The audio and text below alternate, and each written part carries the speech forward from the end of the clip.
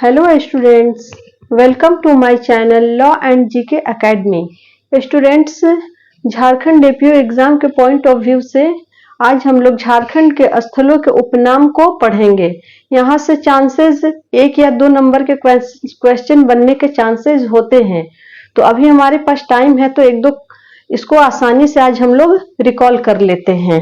बिना time waste किए चलिए सेशन को शुरू करते हैं। और सेशन को शुरू करने से पहले आप लोग से रिक्वेस्ट है कि अगर मेरा सेशन आप लोग को अच्छा लगे, मेरा वीडियो, मेरा पढ़ाने का तरीका अगर आप लोग को अच्छा लगे, तो मेरी वीडियो को ज्यादा से ज्यादा लाइक एंड शेयर कीजिए और मेरे चैनल को सब्सक्राइब कीजिए।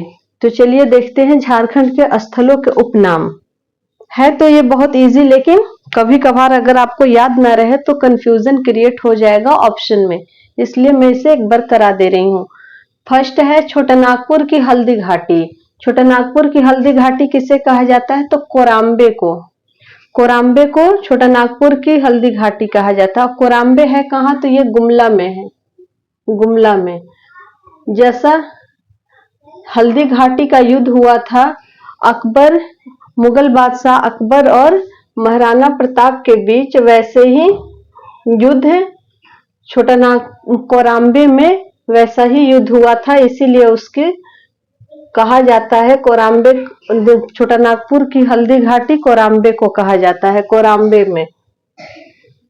नेक्स्ट है शहीदों का नगर। शहीदों का नगर कहाँ है? किसे कहा जाता है? रांची को। भारत का रूर। भारत का रूर किसे कहा जाता है? छोटानागपुर को। बहुत आसान है, 1-2 बार आप लोग इसे पढ़ेंगे तो याद हो जाएगा। खदानों का शहर किसे कहा जाता है? धनबाद को। खेल नगरी जमशेदपुर। पुजारियों का नगर वासुकीनाथ है। बूढ़ा घाघ किसे कहा जाता है? लोथ जलप्रपात को। झारखंड का शिमला रांची को कहा जाता है। चलिए नेक्स्ट देखते हैं। नेक्स्ट है भारत के अब्रक की राजधानी किसे कहा जाता है? कोडरमा को। आपको पता है कि कोडरमा में सबसे ज्यादा अब्रक पाया जाता है। अब्रक सबसे ज्यादा कहाँ पाया जाता है? तो कोडरमा में। भारत का स्विट्जरलैंड किसे कहा जाता है? तो छोटानागपुर को। इस्पात नगरी किसे कहा जाता है? जमशेदपुर को। झारखंड का शेफील्ड किसे कहा जाता है? वेंड्रा बोकारो को, शेफील्ड। कारखानों का कारखाना किसे कहा जाता है? HEC को। सूर्योदय एवं सूर्यास्त का सौंदर्य स्थल। सूर्योदय, जहां सूर्योदय होता हो और सूर्यास्त होता है, वो सबसे खूबसूरत नजारा कहाँ से दिखता है? नेतरहाट से। मंदिरों का शहर देवघर। मंदिरों का शहर तो सबको याद होगा, गांव पर फोकस कर लीजिएगा। मंदिरों का गांव मुल्टी। झारखंड की हम्पी दोसा का किला कहा जाता है। दोसा के किला को झारखंड का हम्पी कहा जाता है। चलिए नेक्स्ट देखते हैं। नेक्स्ट है बंगाल का शोक किसे कहा जाता है? दामोदर नदी को। नदियों के बारे में मैंने डीप वीडियो बना रखा है, पूरा डिटेल नदियों को पढ़ा रखा है, तो आप मेरे channel law and GK academy पर जाकर के उसे सर्च कर सकते हैं। कौन सी नदी कहाँ से निकलती है, बंगाल की खाड़ी में कौन सी मिलती है, गंगा में कौन सी नदी मिलती है, कौन उत्तर की तरफ नदियां बहती है, कौन दक्षिण की तरफ बहती है, सारा डिटेल मैंने नदियों के बारे में पढ़ा रखा है, झारखंड की नदियां। तो आप वहां से जाकर के मेरे चैनल पर जाकर पढ़ सकते हैं। नेक्स्ट है बंगाल की राजधानी। बंगाल की राजधानी किसे कहा जाता है? राजमहल। बंगाल की राजधानी राजमहल। हजार बागों का शहर। हजारीबाग को। हजार बाग आसान है, हजार बाग हजारीबाग। झरनों का शहर। मैंने झरनों के बारे में भी, जलप्रपात वाटरफॉल के बारे में भी मैंने डिटेल वीडियो डाल रखा है।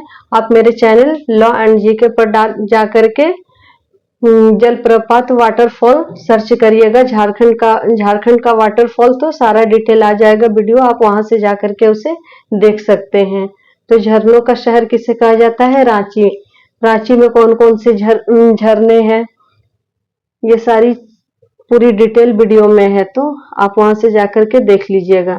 नेक्स्ट है 7 पहाड़ियों से घिरा शहर हजारीबाग। हजारीबाग का 2000 बागों का शहर भी कहा जाता है, और 7 पहाड़ियों से घिरा शहर कौन सा है? तो हजारीबाग है। और 700 पहाड़ियों का शहर, ये सिर्फ 7 है, और ये 700 है, तो थोड़ा सा अंतर है, इसे ध्यान रखिएगा। 700 पहाड़ियों का शहर, 700 पहाड़ियों का शहर सारंडा कहाँ पर है? पश्चिमी सिंहभूम में है। बंगाल का प्रवेश द्वार किसे कहा जाता है? तेलियागढ़ को। बंगाल का प्रवेश द्वार तेलियागढ़ को। पहाड़ियों की मलिका किसे कहा जाता है? नेतरहाट को। छोटा नागपुर का प्रवेश द्वार किसे कहा जाता है? चतरा को। और कोयला नगरी किसे कहा जाता है? तो आपको पता ही है कि धनबाद को। तो चलिए इसी के साथ ये छोटा सा सेशन समाप्त होता है। अगर आपको सेशन अच्छा लगे तो आप मेरे वीडियो को ज़्यादा से ज़्यादा लाइक एंड शेयर कीजिए, और चैनल पर नए हैं तो चैनल को सब्सक्राइब कर लीजिए। और झारखंड से रिलेटेड जितने भी छोटे टॉपिक है या बड़े टॉपिक में सारे 8 से 10 दिनों में पहले कवर कर लूंगी। उसके बाद जीके और उसके बाद लॉ के सारे जितने भी बच गए हैं पेपर, वो सारे मैं अपने चैनल पर सारे वीडियो अवेलेबल करा दूंगी। आप मेरे चैनल पर जुड़ जाइए आज से, अभी से, और मेरे चैनल पर बने रहिए और वीडियो को कंप्लीट देखिए। डेफिनेटली आपको एग्जाम में काफी मदद मिलेगी। मेरा वीडियो काफी हेल्पफुल है। तो चलिए मिलते हैं नेक्स्ट वीडियो में। खुश रहिए, मुस्कुराते रहिए। जय हिंद।